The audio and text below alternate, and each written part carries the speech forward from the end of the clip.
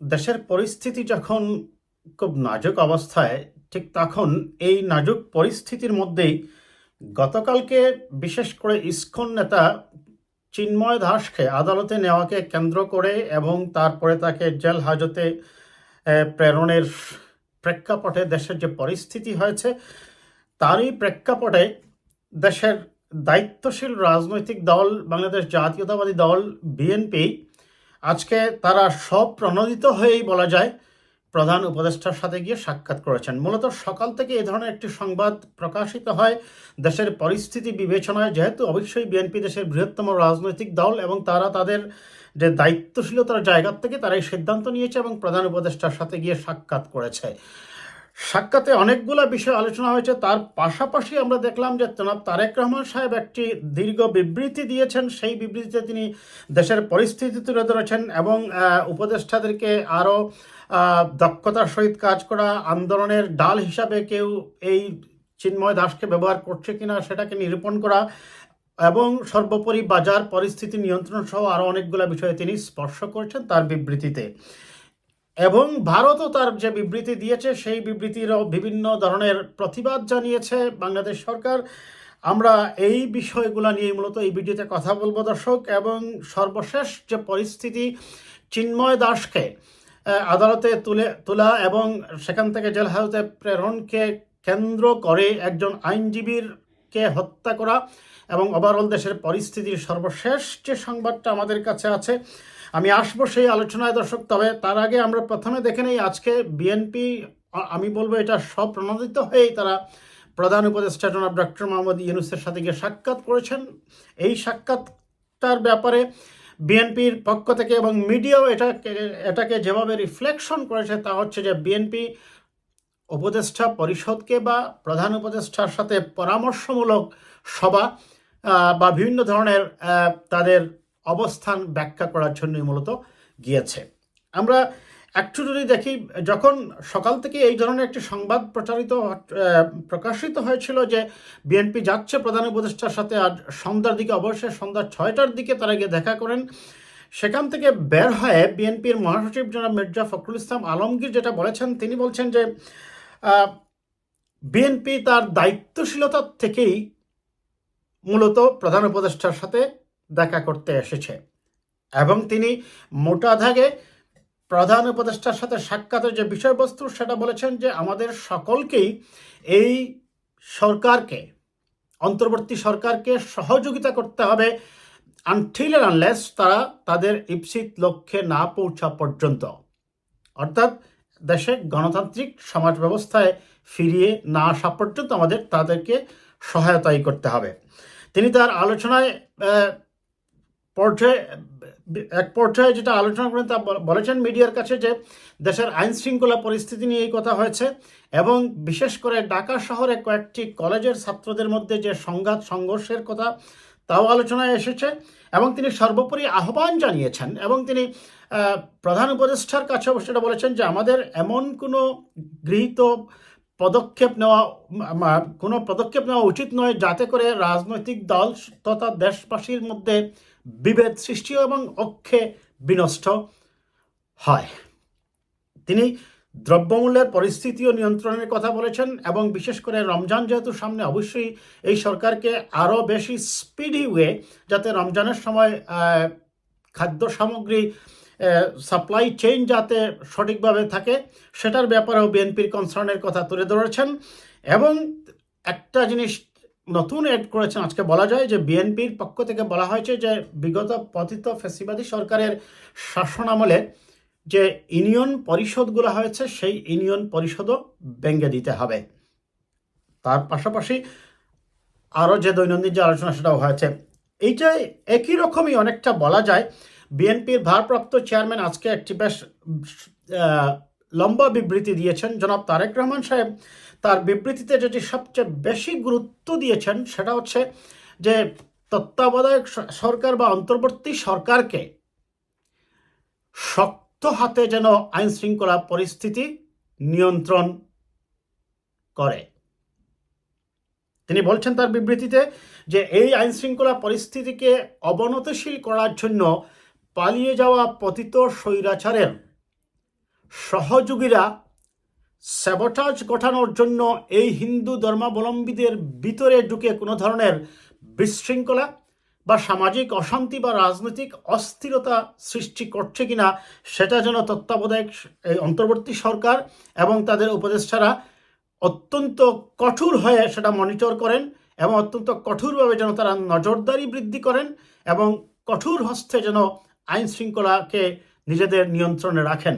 এবং তিনি এটাও স্মরণ করিয়ে দেন তার বিবৃতিতে, যদি আইন শৃঙ্খলা পরিস্থিতি একসময় সরকারের নিয়ন্ত্রণের বাহিরে চলে যায় তাহলে জনগণের যে সমর্থন নিয়ে এই সরকার ক্ষমতায় এসেছে হয়তো জনগণ তাদের সেই সমর্থনটা প্রত্যাহার করে নেবে। তিনি আরও বলেছেন যে এটা পলাতক শক্তির প্রতিশোধ কিনা আমাদেরকে সেটাই ভেবে দেখতে হবে। কারণ এখানে খুব সঙ্গত কারণে এই প্রসঙ্গটা এসেই যায় দর্শক, হিন্দু ধর্মাবলম্বীরা যে দাবিগুলো নিয়ে আসছে তাদের যে 8 দফা, সেই 8 দফা দাবির সাথে বাস্তব জীবনে ঘটে যাওয়া যে গত 3 মাসে যেটা হয়েছে আসলে এটার খুব একটা মিলই আমরা খুঁজে পাচ্ছি না। তাছাড়া যে চিন্ময় দাস মনে করেন আপনার সেই ইসকন থেকে বহিষ্কৃত হয়েছেন, তাকে এখন কেন ইসকনের নেতা দাবি করে হিন্দু ধর্মাবলম্বীরা এই জায়গায় আসছে? জনাব রহমান তার বিবৃতিতে এটাও সংযুক্ত করেন যে এই ইসকনের সদস্যের হয়ে হয়তোবা পতিত স্বৈরাচারী শাসকের অনুসৃত, লালিত এবং স্যাবোটাজ সৃষ্টিকারীরা এটার মধ্যে ঢুকে আইন শৃঙ্খলা পরিস্থিতিকে নিয়ন্ত্রণের বাহিরে নেবার চেষ্টা করছে এবং একটি সাম্প্রদায়িক দাঙ্গা বাঁধানোর চেষ্টা করছে, এবং যার ফলশ্রুতিতে আপনারা দেখেছেন যে একজন নিরীহ নিরপরাধ আইনজীবীকে মেরে ফেলা হয়েছে। তিনি স্মরণ করিয়ে দেন এই যে ইসকনের যে কার্যক্রম, যে হিন্দু ধর্মাবলম্বীদের যে কার্যক্রম এবং আদালত পাড়ায় একজন আইনজীবীকে হত্যা, এটা কোনো বিচ্ছিন্ন ঘটনা নয়, কারণ তারা ধারাবাহিকভাবেই সরকারকে অস্থিতিশীল করার জন্য এই ধরনের কার্যক্রমগুলা করে আসছে। এবং তিনি বাজার নিয়ন্ত্রণের কথা বলেছেন এবং মানুষ ফুঁসে ওঠার কথা বলেছেন। তবে তিনি তার বক্তব্যে যেটা বলেছেন, তার বিবৃতিতে আমি বলবো বিবৃতির যেটা উল্লেখযোগ্য দিক হচ্ছে যে তিনি বলছেন সরকারকে আপনারা সময় দিন, শান্ত থাকুন। চমৎকার কথা বলেছেন। ইয়েস, সরকারের আসলেই কিছু সময় দরকার এগুলোকে নিয়ন্ত্রণ করার জন্য। তো কারণ 15 বছরের জঞ্জাট আপনি 3 মাসেই যে সব কিছু পুরোপুরিভাবে আপনার একেবারে মানে ল অ্যান্ড অর্ডার যে পুরোপুরি রিস্টোর হয়ে যাবে এটা কিন্তু মনে করার কারণ নেই। তাই তিনি সেটা স্মরণ করিয়ে দিয়েছেন যে সবাই যেন ধৈর্য ধরে এবং সরকারকে সমর্থন করে এবং শান্ত থাকে। এবং তিনি সর্বোপরি সকলকে এই সরকারকে সমর্থন করার আহ্বান জানিয়েছেন এবং জাতীয় জীবনে অক্ষ ধরে রাখার আহ্বান জানিয়েছেন। তার এই বিবৃতিটি এই সময়ে অত্যন্ত যুগোপযোগী এবং জাতির জন্য আমি বলবো এটি একটি ম্যাগনা কার্টা। এরকম একটি দায়িত্বশীল আচরণ বিএনপির পক্ষ থেকে জাতি প্রত্যাশা করেছিল। আজকে বিএনপির বিশেষ করে যে প্রতিনিধি দল গিয়ে প্রধান উপদেষ্টার সাথে সাক্ষাৎ করেছে এবং জনাব তারেক রহমানের যে স্টেটমেন্টটা, নিঃসন্দেহে আমি মনে করি দেশের গণতন্ত্রমানা মানুষের মনে তাদের দায়িত্বশীলতার পরিচয়টাকে আরেকবার সামনে নিয়ে এসেছে। এটার পাশাপাশি আরও আমাদেরকে যেটা বিবেচনায় রাখতে হবে দর্শক, এইটাকে জনাব তারেক রহমান সাহেব কেন সাবোটাজ বলছেন, কারণ এবং এমনকি স্বরাষ্ট্র উপদেষ্টাও বলেছেন যে এইটার সাথে দেশি বিদেশি ষড়যন্ত্র থাকতে পারে। কারণ এটাকে কেন্দ্র করে আপনারা দেখেছেন পশ্চিমবঙ্গের সেই বিজেপির ধর্মীয় মৌলবাদী সাম্প্রদায়িক নেতা শুভেন্দু অধিকারী বলেছেন যে তিনি বাংলাদেশ সীমান্ত অবরোধ করবেন। ভারতের রাজনীতি, বিশেষ করে ভারতে যে ক্ষমতাসীন দল বিজেপির মৌলবাদী রাজনীতি, তারা যেখানে ইসকনের নেতাকে গ্রেপ্তারের জন্য নিন্দা জানিয়ে বিবৃতি দিয়েছে, তার জামিন না মঞ্জুর হওয়ায় তারা এটাকে ভালোভাবে দেখেনি বলে তারা বিবৃতি দিয়েছে।